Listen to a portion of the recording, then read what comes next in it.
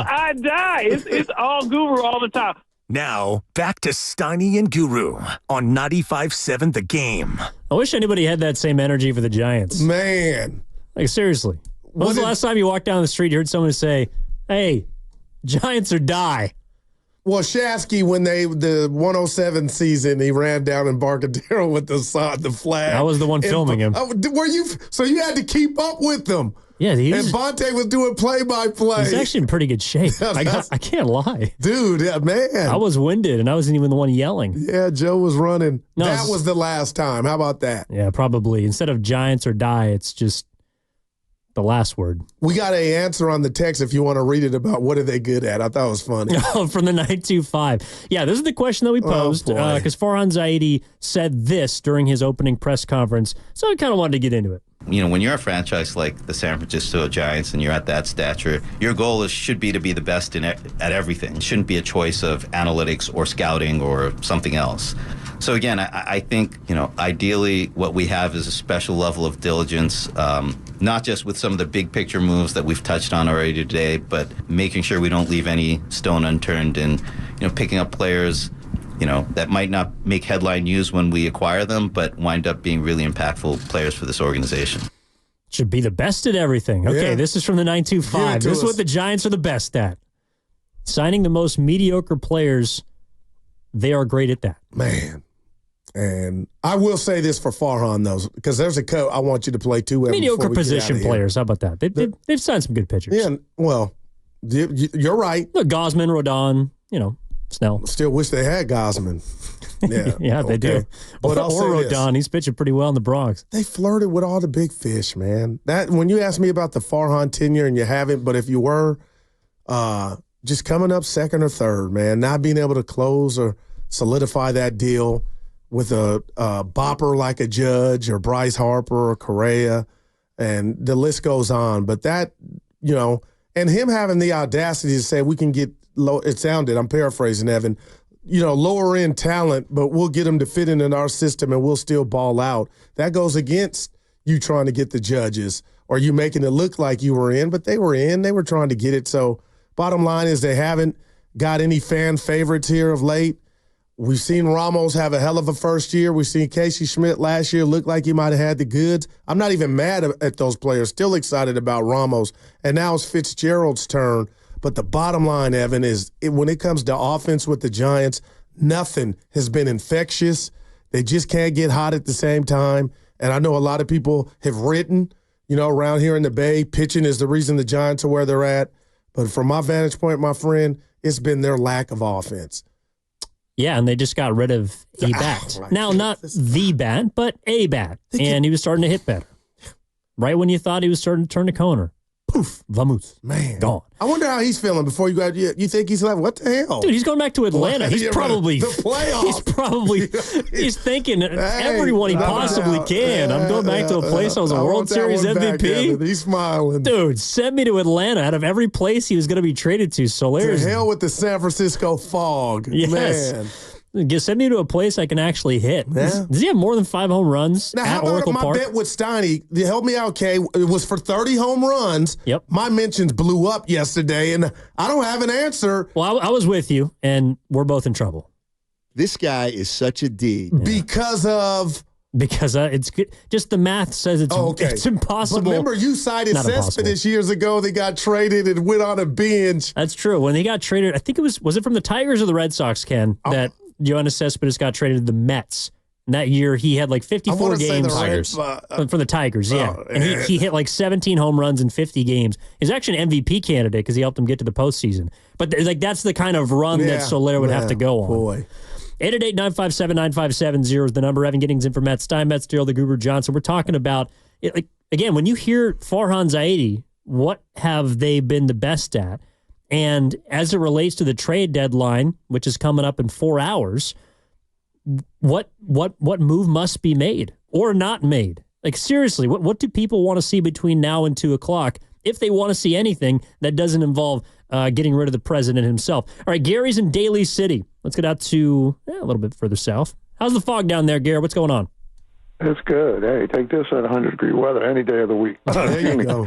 I grew up here in the city. No problem at all. Everybody complains. No problem. Go to 108 in Antioch. No, I'll stay here.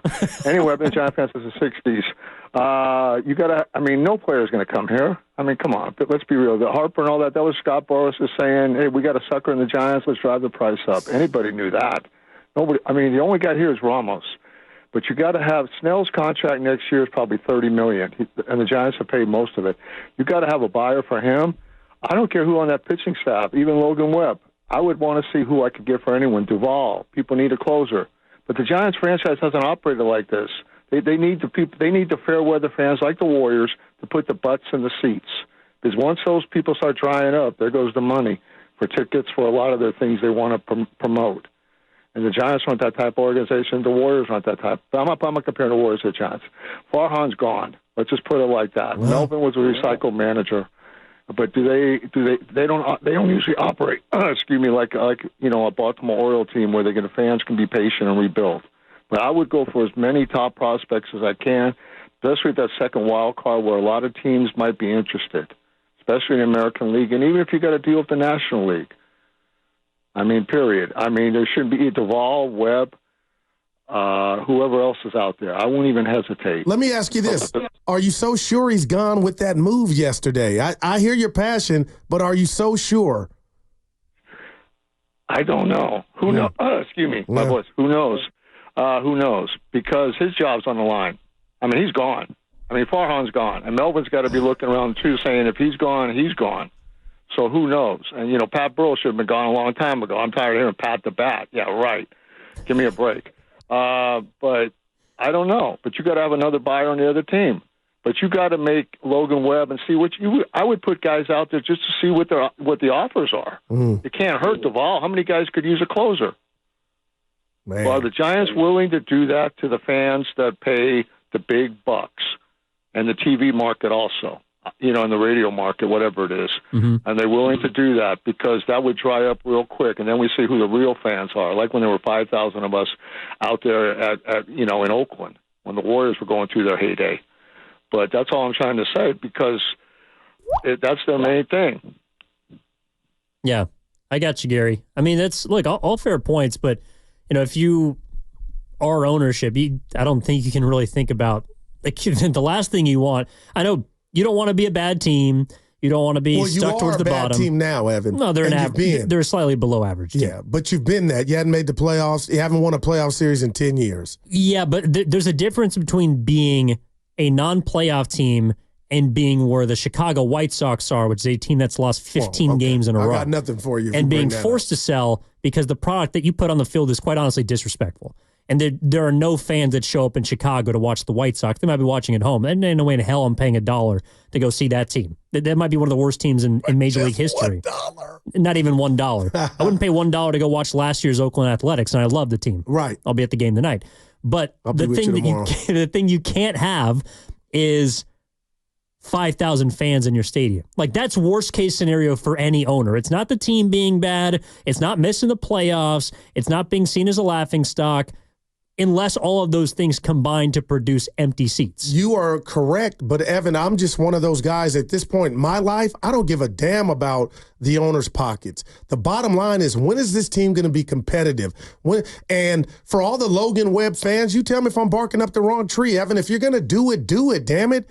There should be no untouchables on this team if you feel like you're that far from contention. And that's why last year's 180, when they went and spent and splurged and did Gorilla Tape, Gorilla Glue, duct tape, everything on trying to, make this thing into a winner or be competitive, it's obviously not worked. So why would you be afraid I'm just asking you, for fans to get rid of a Logan Webb who could fetch you some, if you're going to do it, go all in. And I'm bringing up the R word, but the rebuild, Steiny was on that before he left, that's what they need to do. But have we got any indication that they're ready for that? Now, if you tell me the owner doesn't want, lack of seats, I get that. But about the right, technically baseball thing to do, nobody on this team should be untouchable, Logan Webb included.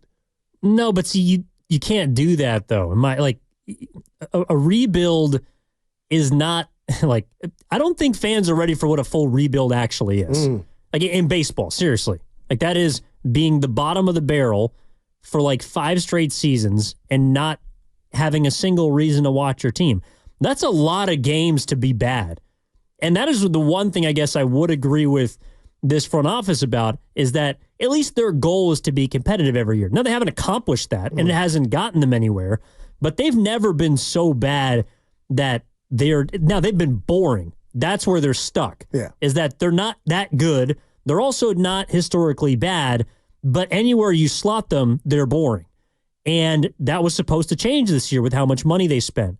It hasn't. So what do you do from here? And that's why actually $1 million question. Well, the caller also brought up something I found interesting and been it's been rattling them around my brain. This concept of not being able to get anybody, right? You brought it up last segment, coming in second or third for all the big boys, Harper, Stanton, Judge, whatever. You're never going to be able to sign a big position player. The time to acquire, if you want one, a big position player is today. It's at the trade deadline. It's when the player doesn't have a say about where they go or if they're already under contract. That would be the reason why I would want to get a player out there. For example, there's a player tonight. He's playing for the Oakland Athletics. He's a pretty good bat. Brent Rooker hit 30 home runs last year, 25 home runs already this year, has been the best DH in the American League. He's available at the deadline. I can go and trade for him, and then he has to show up next year because he's under contract. Vladimir Guerrero Jr., he's looking for an extension, but it's coming up in a year or two. If I trade for him, granted it's a haul, he doesn't have a choice. He has to show up next year. If I'm looking at Luis Robert, we talked about yesterday, he's under contract through 2027. He must be here. Brandon Lau is another player that's available for the Tampa Bay Rays. He's been hurt a bit, but he's a 30-year-old second baseman with some pop. He's got 2 more years left at $10.5 and $11.5 million. That's a player I can trade for, and I don't have to worry about courting him in free agency because he's already on my team. Yeah, Evan, I'm not mad at any of that. I just hate that it sounds so one-sided in regard to obviously nobody's the Yankees or the Dodgers or the Mets, but they get what they want most of the time, or they're in it, the Padres. I just hate that you set it up that way, and I'm not saying you're wrong. You're right. It's almost like the Giants, in order to get something that fans want to flock to, they almost got to trap a said player and get them via trade. So, but that's how it goes. Like, you have to the thing that does frustrate me with a lot of Bay Area baseball fans is I don't think they understand the market. Like the San Francisco Giants of the 1950s, it's not the same deal. Like, being the third best brand on the West Coast or the second best brand on the West Coast, however you want to slice it, means that you're going to come in second or third. If you are not the Los Angeles Dodgers, you don't get to cherry pick free agents. They say, I want to go to LA. And if I can't, well, then maybe I'll consider going to the Giants. But right now, there might be a team that has shown that they can get bigger names than the Giants and the San Diego Padres. So there's actually multiple choices on the West Coast of places you would rather go than perhaps San Francisco. That means that you're coming in second or third. So if that's the case, well, how do we get around that? You've shown that you can sign pitchers. That's good. You can get a big name pitcher, and you can get a productive Throw me one. some players, Evan. What about the farm? That's what Farhan's specialty was supposed to be. And you're right in regard to the first place. Hey, that's not the only way in. That's not your only ticket into the playoffs. And if the Diamondbacks can go to the damn World Series out of nowhere, I don't think it's far-fetched for Giant fans to be like, well, what the hell are we doing? And it goes back to the homegrown talent that Farhan came over here with all that luster, being smartest man in the room. Luciano, Mata, all that was supposed to be ready now. So I'm not saying, I do understand the premise of you're not the Dodgers and maybe you're second and third. But what the Diamondbacks did to me, and shown me, if I'm a Giant fan, if they can do it, why can't we? It doesn't make up for the non-mistakes, and now you got Luciano. Nobody knows what position. Those are blunders that just don't go away. Now, I get not signing the big names, Evan, but damn it, it can be done, and we're just talking about competing for a third wild card. The bar's been lowered, and they can't even do that outside of a couple years ago when they won 107. And you fired the manager that oversaw 107 for whatever reason, but the guy still running it seems to have 9 or 10 or 11 lives. And I'm just asking, because I don't know, Evan, When does the clock strike 12? When does he have to return those glass slippers? Because right now, this is not a Cinderella story because it's just been a bunch of years of mediocrity. Well, you asked about the manager. The first one was Kapler. Let's go back again to the initial press conference of Farhans 80. Here's what he had to say about what he wants in a manager. As far as managing the roster goes, I think that's in the purview of the front office. As far as the day-to-day management of the team, lineups, pitching rotation, bullpen, usage, that kind of thing, I mean, that's the manager's job. And as I see it, ideally those things work collaboratively. But to your point, when final say has to be had, I think it's in the domain of the person whose job description says that. You believe him? I did that day. But see, that's how I feel. I feel hoodwinked and bamboozled. Like, analytics is like his last name, Farhan. Like, don't tell us that because now we kind of, we got, you know what I mean, Evan? Like, come on, Farhan.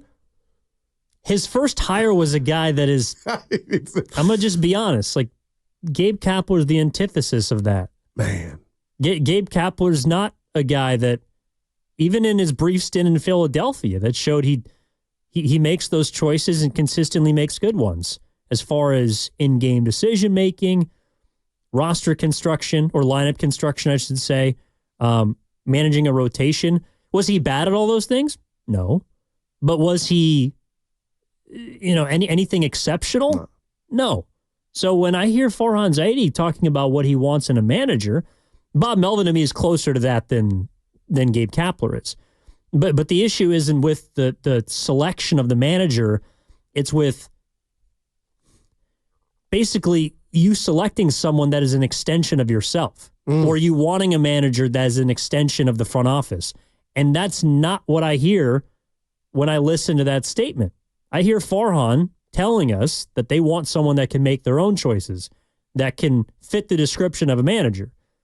Well, it's almost like you want to be right in the middle, which is, again, where they are. That's where they are. Bochy wasn't hanging around. If I just hate the fact that they ran a guy with 3 rings and he went and got a 4th one before you could even get back to the playoffs. But I believe Bochy, a guy I believe, Evan, manages old school with his gut like a Bob Melvin, those Oakland teams that we saw Melvin get in the playoffs. And I thought he did that lineup, but there's just something about his tenure, and I know it's been 1 year, Evan, and not even 1 year exactly here in the Giants, but I feel like the computer, Farhan, or the powers to be, they have a say about Soler batting first. I don't think that, you tell me what you think, I don't think that's a Melvin vision of Soler, a guy that 38 homers on his resume, batting leadoff for a majority of the season.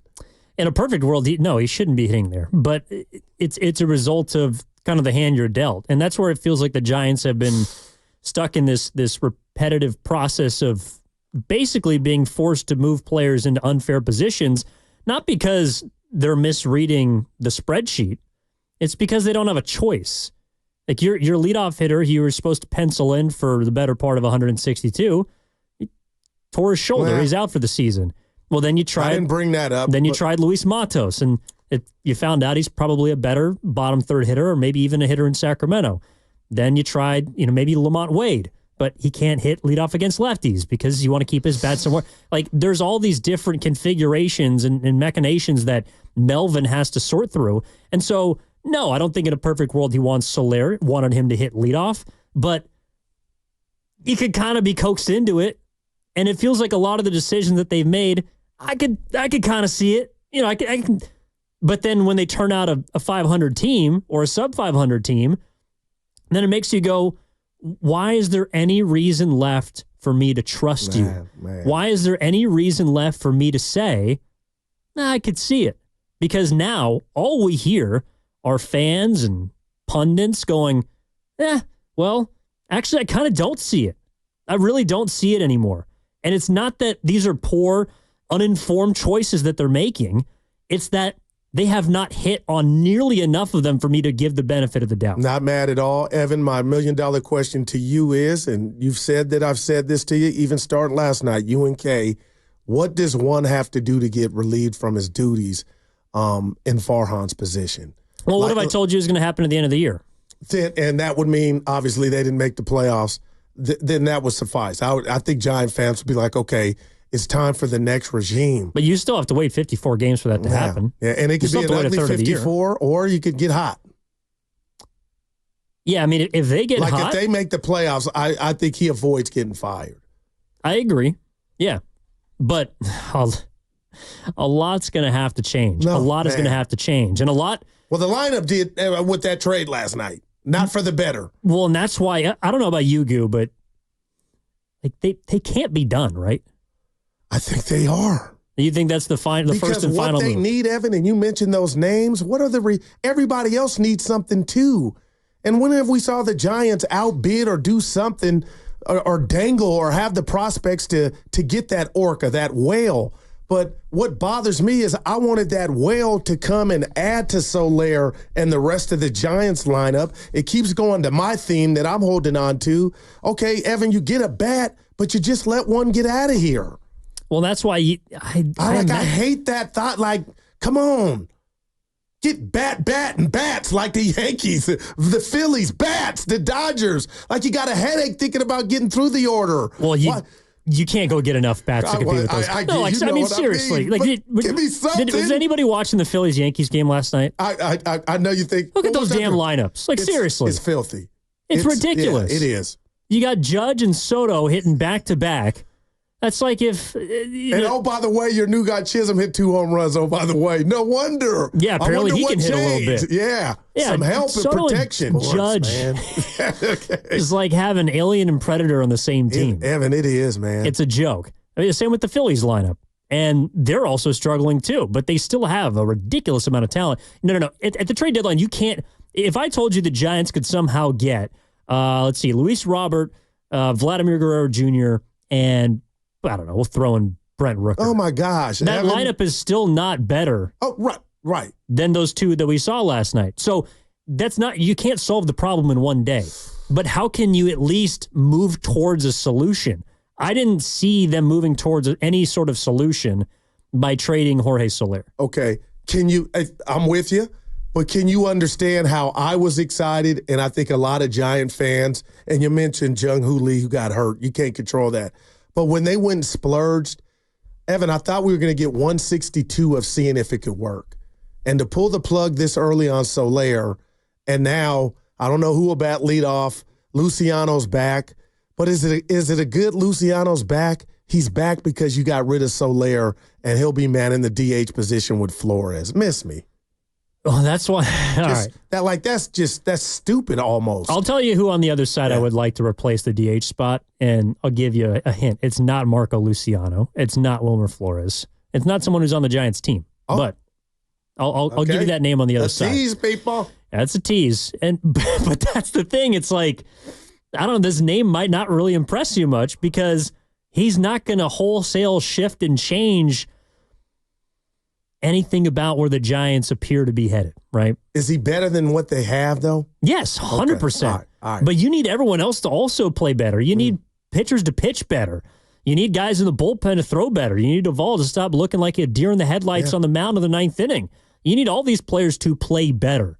And I'm not sure that Farhan Zaidi has put them in a position to do that. But we're going to continue to talk about it on the other side again, about 3.5 hours away from the MLB trade deadline wrapping up, 3 o'clock Pacific Standard Time, and we are breaking down every angle of what has happened, or maybe better put, not happened with the San Francisco Giants between yesterday and now. Evan Giddings in for Matt Steinmetz with Gerald the Guru Johnson. Go download the Odyssey app directly from our QR code on both YouTube and Twitch, brought to you by First NorCal Credit Union for a low-rate auto loan. Apply online or just ask for First NorCal financing at the dealer.